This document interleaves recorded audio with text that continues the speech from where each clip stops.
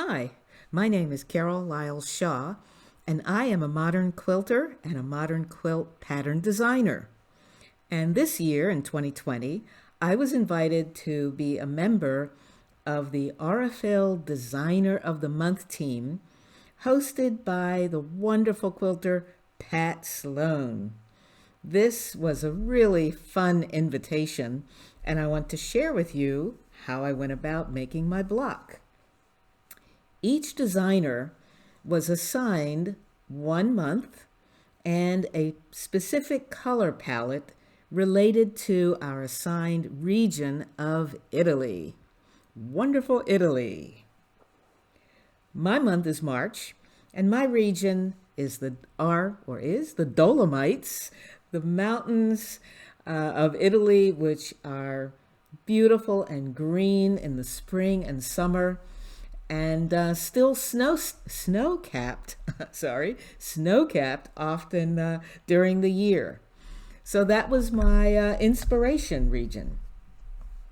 I received this lovely bundle of Robert Kaufman fabrics. The gray is a linen, the second from the right, and the others are solids, cotton solids. And I also received 3 lovely Aurifil threads. I began by drawing in EQ8, and I did a lot of drawings using the triangle as my inspiration shape, and of course playing with 4 colors. I played with blue for the lakes at the bottom of the block, and then the greens and sort of chartreuse for the meadows, and then the gray granite mountains and the white mountain tops at the top. And of course I used fusible applique when I made the block. So I printed out the layout that you'll find in your PDF download, and I marked each area with sky, mountain, meadow, etc. to just help me keep track of the pieces of the layout. All of the pieces in your pattern are full-size templates for fusible applique, and I cut them on that outside edge. I also made some post-its to put on the bundles of fabric, as you can see here. This is just a way for me to organize myself. As you can see, I have the meadow post-it, the meadow templates, and the meadow green fabric on the bottom left, and the different groups for the other colors. In the PDF of the pattern, I've given you some instructions for applying the fusible to the back of all your fabrics. I use parchment paper and follow the directions on the fusible web that you are using for your project. There are more instructions in the pattern itself on placing the fusible on your fabric, so please do read those thoroughly before cutting out any shapes. So as you see here, I'm cutting out one of the shapes for part of the mountain. You can just see a little bit of the fusible web on the outside of that piece of fabric. And I use my rotating mat, a rotary cutter, and a small ruler. The ombre fabric is a lovely way to get some variety in parts of your block, although I could have used a solid. The fabric is right side up, and the template is also right side up. And of course, I'll cut the fabric around the templates using either rotary cutter or scissors. To start assembling the block, I placed the printout of the whole block in front of me, along with that other template or layout I showed you earlier. Parchment paper is on the bottom, and my fusible interfacing rather, is on top of the parchment paper. Then I begin placing the templates and fabric, here I'm working with the sky, on the interfacing. And again, this is fusible interfacing, so the fusible side is up. And I just play around, making sure that I'm laying each piece of fabric in the right place. Sometimes I have to fiddle with it a bit, just to make sure that I'm placing it correctly. Ah, there we go. So I'll continue placing the blue sky pieces and see how that ombre fabric moves the color nicely across the top of the sky. I'm not going to iron anything as yet. Now I'll place the right corner of the sky in place, and as you can see, I'm overlapping the pieces of fabric. That's why I cut them on that outside line, as I mentioned in the pattern. It gives me nice large pieces to play with. I then pin the pieces in place, but again, no ironing as yet. I'll continue placing all of my fabrics in order until I've got them all in place.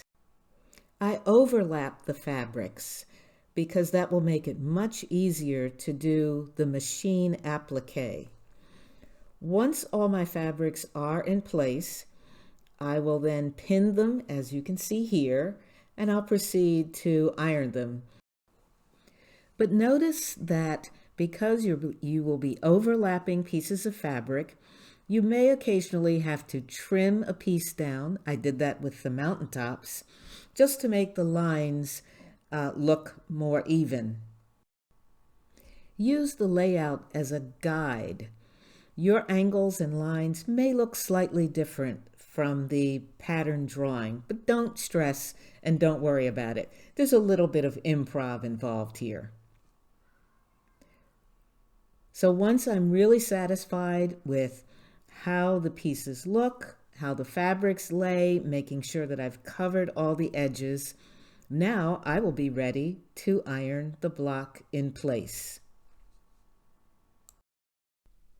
First, I'll remove all the pins, and then following the instructions on the fusible product that I used or that you use, you will then gently press. Do not rub or, disturb the pieces. Just press the iron down to fuse all the pieces in place.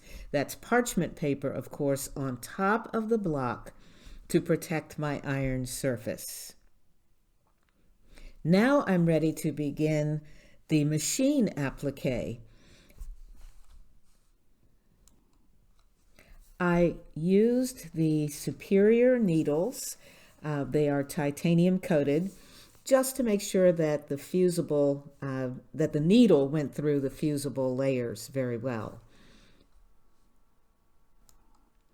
I also created a small sample block using some pieces of leftover fabric, and this is what I'll use to test the length and colors of my stitches. I used a variety of thread colors, and I used a built-in machine applique stitch for my block. Here you'll see a short demo of me sewing. The thread is actually catching the edge of the dark blue fabric.